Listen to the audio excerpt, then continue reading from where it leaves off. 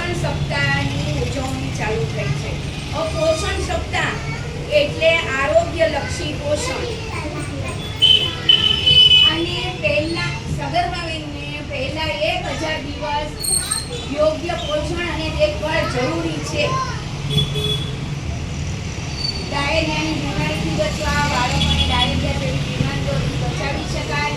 મીઠું, ખાંડ અને પાણીથી ORS, જીવથી વધારે માત્રામાં ફળ અને શાકભાજી આપવા જોઈએ. આ 1000 દિવસ MMY યોજના પણ 1000 દિવસ માટે સરકારને કાઢવી પડી.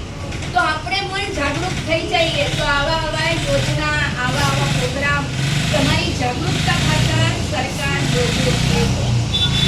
પોષક અને સંપૂર્ણ આહાર બાળક અને મોટા લોકોને સ્વસ્થ જીવન માટે જમવામાં પૌષ્ટિક ફળ, શાકભાજી જરૂરી છે. લોહીના અભાવથી બચાવે છે. સગર્ભા સ્ત્રીઓ અને સ્તનપાન કરાવતી માતાને બચાવે છે. આયર્ન ભરપૂર ભોજન અને આયર્ન ફોલિક એસિડની દવાઓ યુવાન સ્ત્રીઓ માટે છે. કિશોરીને પણ આપણે આપીએ છીએ.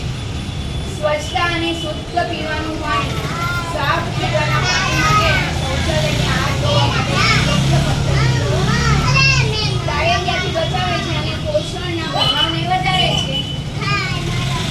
જો સ્વચ્છતા હોય એ તંદુરસ્ત જીવનની પહેલી શરત છે.